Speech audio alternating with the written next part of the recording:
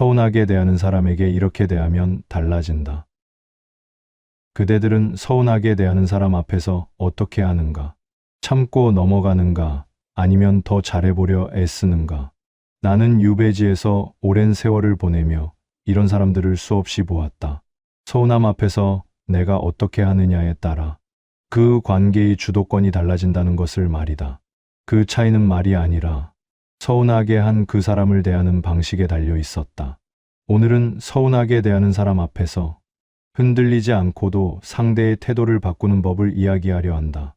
사람은 서운하게 대우받으면 먼저 자신을 돌아본다. 내가 뭔가 잘못한 것은 아닌가? 내가 부족한 것은 아닌가? 그렇게 스스로를 낮추고 더 잘하려 애쓴다. 그런데 이상한 일이 벌어진다. 더 애쓸수록 상대는 더 쉽게 대한다. 더 맞추려 할수록 상대는 더 가볍게 여긴다. 나는 유배지에서 그런 모습을 수없이 보았다. 억울함을 품고도 웃으며 상대를 섬기는 사람이 있었다. 그는 착한 사람이었다. 진심으로 관계를 지키고 싶었던 사람이었다. 그러나 세월이 지나도 그의 자리는 나아지지 않았다. 오히려 사람들은 그를 더 쉽게 불렀고 더 가볍게 부탁했다. 그는 서운함을 말하지 않았다. 화를 내지도 않았다. 그저 더 잘하려 했을 뿐인데 돌아오는 것은 더 깊은 서운함이었다. 왜 그런 일이 벌어지는가?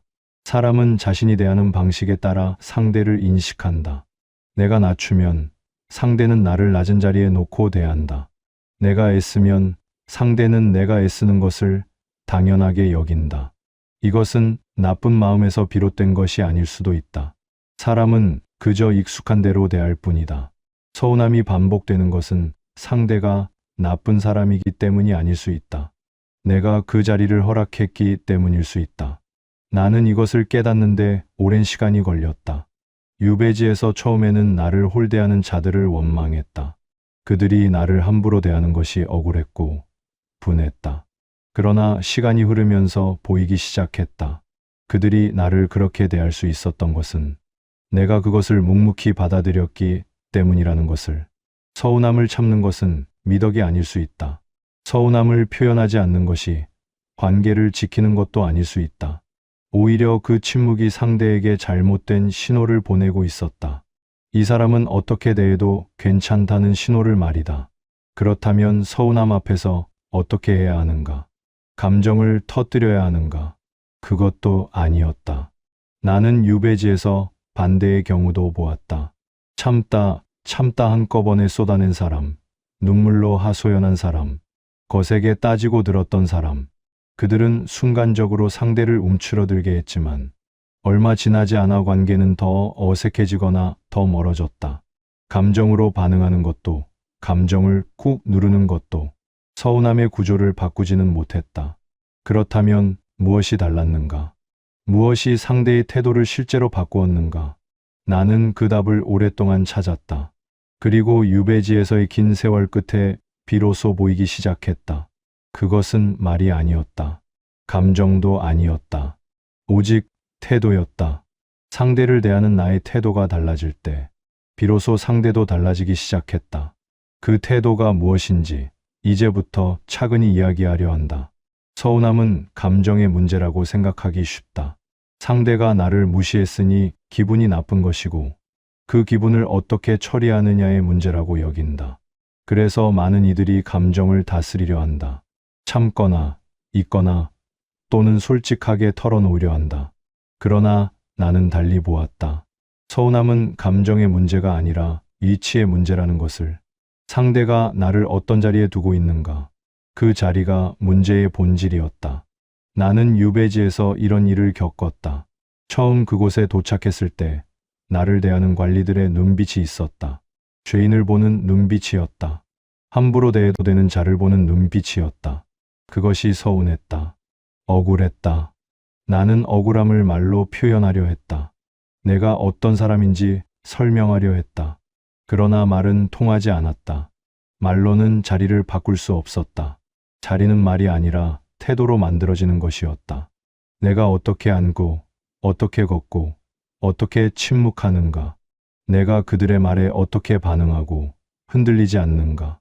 그것이 그들의 눈 속에 나의 자리를 서서히 바꾸어 놓았다. 사람은 상대의 말보다 상대의 태도를 먼저 읽는다. 말이 아무리 정중해도 태도가 흔들리면 상대는 그것을 느낀다. 반대로 말이 별로 없어도 태도가 단단하면 상대는 그것을 느낀다. 우리는 언어보다 훨씬 오래된 감각으로 서로를 읽는다. 그 감각은 가르쳐서 배운 것이 아니다. 삶 속에서 익혀온 것이다. 서운하게 대하는 사람 앞에서 말로 해결하려는 것은 그 감각을 역행하는 일이다.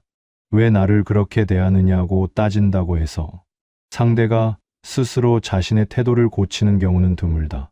오히려 따짐으로써 나의 흔들림을 드러내게 되고 상대는 더욱 단단히 자신의 자리를 굳힌다. 그렇다면 태도란 무엇인가? 태도는 꾸미는 것이 아니다. 억지로 만드는 것도 아니다. 태도는 내가 나를 어떻게 여기는가에서 비롯된다. 내가 나를 귀하게 여기면 그 마음이 몸 밖으로 배어 나온다. 서두르지 않아도 되는 사람의 걸음이 있고, 설명하지 않아도 되는 사람의 침묵이 있고, 굳이 웃지 않아도 되는 사람의 표정이 있다. 그것이 태도다. 나는 유배지에서 그런 사람을 본 적이 있었다.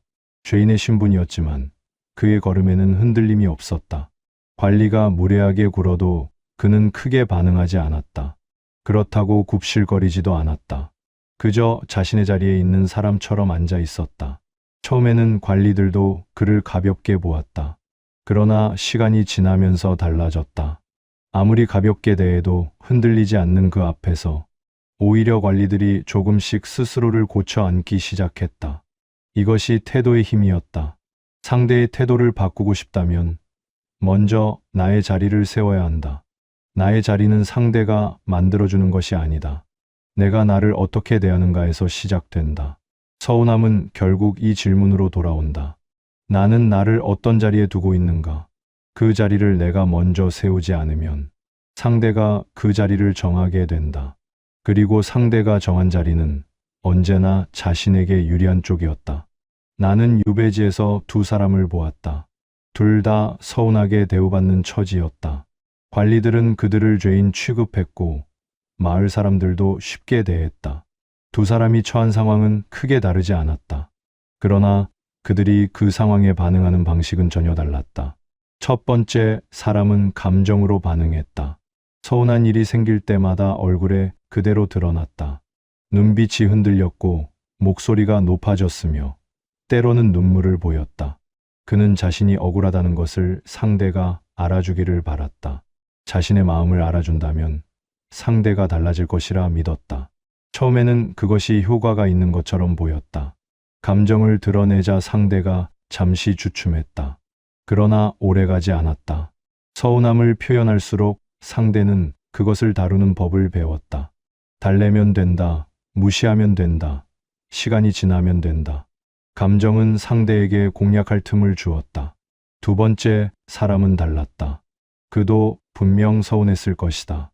그러나 그는 그것을 얼굴 밖으로 내보내지 않았다. 크게 반응하지 않았다. 따지지도 않았다.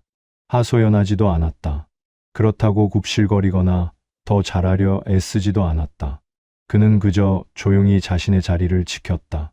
서운하게 대한 상대에게 예전과 같은 온기를 보이지 않았다. 말수를 조금 줄였고 거리를 조금 두었다. 그것은 토라진 것이 아니었다. 냉랭하게 대하는 것도 아니었다. 그저 담담하게 전과 다른 태도로 대했다. 처음에는 상대도 알아채지 못했다. 그러나 시간이 흐르면서 상대는 무언가 달라졌음을 느끼기 시작했다. 전에는 쉽게 다퉜던 것들이 닿지 않았다. 전에는 통하던 것들이 통하지 않았다. 상대는 그때서야 자신의 태도를 돌아보기 시작했다.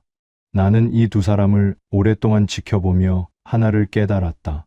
사람은 상대의 감정에 반응하는 것이 아니라 상대의 태도에 반응한다는 것을. 감정은 보이는 순간 상대에게 읽힌다. 읽히는 순간 상대는 그것을 활용하거나 회피하는 법을 찾는다. 그러나 태도는 그렇지 않다. 태도는 설명되지 않는다. 말로 전달되는 것이 아니다. 그러나 분명히 전달된다. 몸으로, 눈빛으로, 거리로. 서운하게 대하는 상대 앞에서 감정을 드러내는 것은 나의 약점을 보여주는 일일 수 있다. 반면 담담하게 자리를 지키는 것은 나의 기준을 보여주는 일이다. 사람들은 기준이 있는 사람 앞에서 스스로를 고쳐 앉는다. 기준이 느껴지는 사람에게는 함부로 대하기가 어렵다. 그것이 무섭기 때문이 아니라 그 앞에서 자신이 작아지는 느낌이 들기 때문이다. 나는 그것을 유배지에서 배웠다. 말이 아니라 태도로 자리를 만들어야 한다는 것을, 감정을 보여주는 것이 아니라 기준을 보여줘야 한다는 것을. 그 기준은 거창한 것이 아니었다. 나를 서운하게 대한 사람에게 예전과 같이 대하지 않는 것. 그것이 전부였다. 말 한마디 없이도 상대는 그 변화를 느꼈다. 그리고 비로소 자신의 태도를 돌아보기 시작했다. 차분한 태도는 냉정함이 아니다. 감정이 없는 것도 아니고 아무렇지 않은 척하는 것도 아니다. 서운함을 느끼지 못하는 사람이 차분한 것이 아니라 서운함을 느끼면서도 그것에 끌려가지 않는 사람이 차분한 것이다. 그 차이는 크다. 아무렇지 않은 척하는 것은 억누르는 일이다. 억누르면 어느 순간 터진다. 그리고 터지는 순간 모든 것이 흐트러진다. 나는 유배지에서 그런 사람을 많이 보았다. 오랫동안 참다가 한순간에 무너지는 사람들을. 그들은 무너지기 전까지는 강해 보였다. 그러나 무너진 이후에는 오히려 더 가볍게 여겨졌다. 차분함은 다르다. 차분함은 중심에서 비롯된다. 흔들리지 않는 기준 하나가 있을 때 사람은 차분해진다. 그 기준은 나는 이렇게 대우받아서는 안 된다는 아닙니다. 이것은 교만이 아니다. 나를 특별히 높이는 것도 아니다. 그저 내가 나를 어떻게 여기는지에 대한 기준이다. 나는 유배지에서 스스로에게 물었다. 나를 이렇게 대우하는 자들이 옳은가? 내가 그것을 받아들여야 하는가? 대답은 하나였다. 그렇지 않다. 나는 그것을 받아들일 이유가 없었다. 그러나 그것을 거부하는 방법은 따지는 것이 아니었다. 따지면 상대는 자신의 행동을 정당화하기 시작한다. 반박하면 상대는 더 거세게 자신의 자리를 지키려 한다. 사람은 공격받을 때 물러서는 것이 아니라 더 단단해진다. 그렇기에 나는 다른 방법을 택했다. 아무 말도 하지 않는 것이 아니라 내 중심을 잃지 않는 것을 택했다. 내 중심이란 무엇인가? 그것은 상대의 태도에 따라 내가 흔들리지 않는다는 것이다. 상대가 나를 낮게 대한다고 해서 내가 더 낮아지지 않는 것. 상대가 나를 가볍게 여긴다고 해서 내가 더 애쓰지 않는 것. 서운하게 대하는 사람 앞에서 많은 이들이 두 가지 방향으로 끌려간다. 하나는 더 잘하려는 방향이고 다른 하나는 더 강하게 맞서는 방향이다. 어느 쪽도 상대의 끌림에 반응한 것이다. 어느 쪽도 나의 중심에서 비롯된 것이 아니다. 중심을 지킨다는 것은 상대의 방향으로 끌려가지 않는 것이다. 상대가 나를 낮추려 할 때 거기에 반응하지 않는 것이다. 그저 나의 자리에 있는 것이다. 나는 유배지에서 이것을 익히는데 오랜 시간이 걸렸다. 처음에는 상대의 말 한마디에 마음이 흔들렸다. 무시당했다는 느낌, 가볍게 여겨진다는 느낌이 올라올 때마다 그것을 바로잡으려는 충동이 일었다. 설명하거나 따지거나 더 잘하려 했다. 그러나 그럴수록 상대는 더 편하게 나를 대했다. 내가 반응한다는 것을 알았기 때문이다. 내가 신경 쓴다는 것을 알았기 때문이다. 사람은 상대가 신경 쓰는 것을 본능적으로 쥐고 흔든다. 그것을 깨달은 날부터 나는 달라지기 시작했다. 서운한 일이 생겨도 즉각 반응하지 않았다. 그 감정을 느끼되 거기서 행동으로 옮기지 않았다. 잠시 멈추었다. 그리고 나의 자리를 확인했다. 나는 지금 어디에 있는가? 나는 지금 흔들리고 있는가? 그 확인이 나를 중심으로 돌아오게 했다. 그리고 중심으로 돌아온 나는 달랐다. 서두르지 않았다. 설명하지 않았다. 더 잘하려 하지 않았다. 그저 담담하게 나의 자리에 있었다. 그러자 이상한 일이 벌어졌다. 나를 서운하게 대하던 사람들이 조금씩 달라지기 시작했다. 내가 반응하지 않으니 그들이 오히려 내 반응을 살피기 시작했다. 전에는 내가 상대의 눈치를 보았는데 이제는 상대가 나의 눈치를 보는 것이었다. 이것이 중심의 힘이었다. 차분한 태도는 상대를 이기려는 것이 아니다. 나를 잃지 않으려는 것이다. 나를 잃지 않을 때 역설적으로 상대가 나를 잃을까 두려워한다. 사람은 잃을 것이 없는 사람 앞에서 함부로 대하기 어렵다. 이미 다 내어준 사람은 가볍다. 그러나 쉽게 내어주지 않는 사람은 무겁다. 그 무게는 거만함이 아니다. 중심이 있는 사람의 무게다. 그대들이여, 서운하게 대하는 사람 앞에서 가장 강한 태도는 흥분하는 것이 아니다. 가장 강한 태도는 흔들리지 않는 것이다. 그 흔들리지 않음은 타고나는 것이 아니다. 나를 잃지 않겠다는 결심에서 비롯된다. 그 결심 하나가 말 한마디보다 훨씬 큰 울림으로 상대에게 전달된다.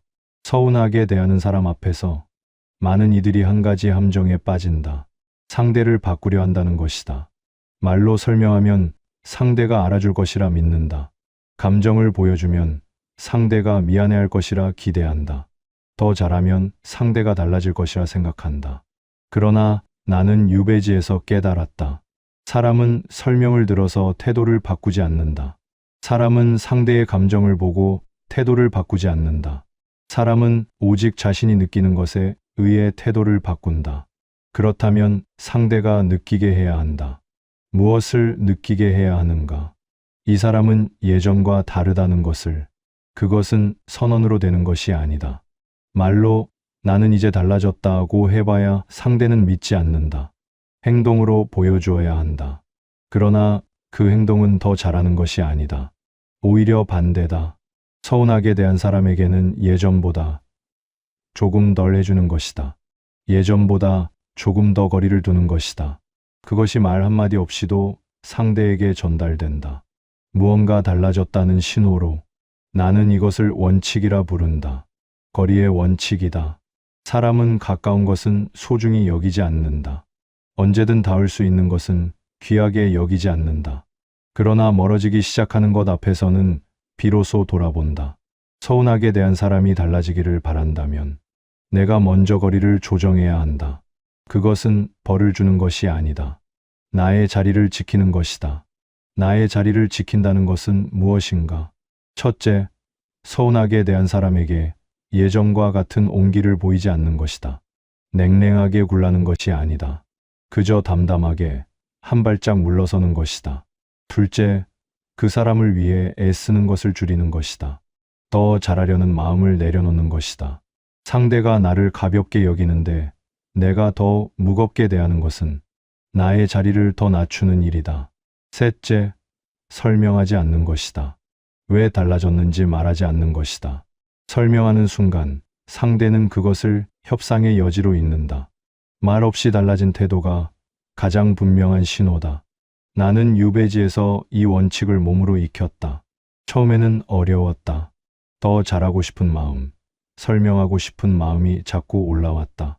그러나 그 마음을 내려놓을 때마다 상대는 오히려 나를 더 살피기 시작했다. 사람은 자신이 잃을 수 있다고 느낄 때 비로소 소중히 여긴다. 내가 언제든 곁에 있을 것이라 느끼는 한 상대는 나를 당연하게 여긴다. 그러나 내가 거리를 두기 시작하면 상대는 그제야 자신의 태도를 돌아본다. 이것이 상대를 바꾸는 법이 아니다. 나를 지키는 법이다. 그리고 나를 지킬 때 역설적으로 상대가 달라진다. 서운하게 대하는 사람 앞에서 그대들이 지켜야 할 것은 하나다. 나의 기준을 잃지 않는 것. 그 기준은 거창한 것이 아니다. 나를 소중히 여기지 않는 사람에게 나를 소중히 내어주지 않는 것. 그것이 전부다. 말보다 앞서는 것은 태도다. 설명보다 앞서는 것은 거리다. 그리고 그 태도와 거리가 말 한마디 없이도 상대의 마음을 움직인다. 나는 그것을 유배지에서 배웠다. 억울함을 말로 풀려 했을 때는 아무것도 달라지지 않았다. 그러나 말 없이 나의 자리를 지켰을 때 주변이 조금씩 달라지기 시작했다. 상대를 바꾸려 하지 말라. 나를 지켜라. 나를 지키는 것이 결국 관계를 지키는 일이다. 서운함은 누구에게나 찾아온다. 살면서 단 한 번도 서운하지 않은 사람은 없다. 가까운 사람일수록 더 깊이 서운하고 오래된 관계일수록 더 자주 서운하다. 그것은 관계가 나쁘기 때문이 아니다. 관계가 가깝기 때문이다. 가까운 사이일수록 기대가 생기고 기대가 있는 곳에 서운함이 생긴다. 그러니 서운함 자체가 문제가 아니다. 서운함 앞에서 내가 어떻게 서느냐가 문제다. 나는 유배지에서 오랜 세월을 보내며 수많은 서운함을 겪었다. 억울하게 쫓겨난 것도 서운했고, 믿었던 이들이 등을 돌린 것도 서운했다. 찾아오겠다 했던 이들이 오지 않은 것도 서운했다. 처음에는 그 서운함들이 나를 무너뜨릴 것 같았다. 밤마다 억울함이 올라왔고, 낮에는 분함이 가라앉지 않았다. 그러나 시간이 흐르면서 깨달았다. 서운함에 무너지는 것은 상대에게 지는 것이 아니라 나 자신에게 지는 것이라는 것을. 서운함은 결국 나를 시험하는 순간이었다. 나는 지금 흔들릴 것인가? 아니면 나의 자리를 지킬 것인가? 나는 지금 상대를 향해 달려갈 것인가? 아니면 나를 향해 돌아올 것인가? 그 선택이 관계의 격을 만들었다. 관계에는 격이 있다. 같은 사람과 맺는 관계라도 내가 어떻게 서느냐에 따라 그 격이 달라진다. 서운함에 무너진 사람은 상대에게 약점을 보인 것이다. 그 약점은 오래 기억된다. 반면 서운함 앞에서 담담히 자리를 지킨 사람은 상대에게 무게를 남긴 것이다. 그 무게는 쉽게 사라지지 않는다. 나는 유배지에서 그 차이를 보았다. 서운함에 매번 반응했던 이들은 세월이 지나도 같은 자리에 있었다. 여전히 서운해했고 여전히 흔들렸다. 그들의 관계는 늘 불안했다. 그러나 서운함 앞에서 자신의 자리를 지켰던 이들은 달랐다. 말수가 적었고 표정이 고요했다. 그러나 그들 곁에는 사람이 남았다. 진심으로 대하는 사람들이 남았다. 서운함을 건너는 방식이 곧 관계를 거르는 방식이었다. 서운하게 대하는 사람 앞에서 흔들리지 않고 자리를 지키면 두 가지 일이 벌어진다. 하나는 상대가 달라지는 것이다. 앞서 이야기했듯 사람은 잃을 것이 느껴질 때 비로소 돌아본다. 내가 담담히 거리를 두면 상대는 그것을 느끼고 스스로의 태도를 고치기 시작한다. 다른 하나는 내가 달라지는 것이다. 서운함 앞에서 나를 지키는 경험이 쌓일수록 나는 더 단단해진다. 더 이상 서운함이 나를 무너뜨리지 못한다. 서운함이 와도 흔들리지 않는 사람이 된다. 그것이 진짜 변화다. 상대가 달라지는 것보다 내가 달라지는 것이 더 깊은 변화다. 나는 유배지에서 그 변화를 겪었다. 처음에 나는 서운함 앞에서 무너지는 사람이었다. 그러나 긴 세월을 지나며 서운함을 건너는 법을 익혔다. 그리고 그것이 나를 지탱해 주었다. 그대들도 살면서 서운한 순간을 만날 것이다. 아니, 이미 만나고 있을 것이다. 그 순간 말하고 싶은 마음을 잠시 내려놓아라. 더 잘하려는 마음도 잠시 내려놓아라. 그리고 나를 돌아보아라. 나는 지금 나의 자리에 있는가? 나는 지금 나를 잃고 있지 않은가? 그 질문 하나가 그대를 중심으로 돌아오게 할 것이다. 서운함은 관계를 시험하는 것이 아니라 나를 시험하는 것이다.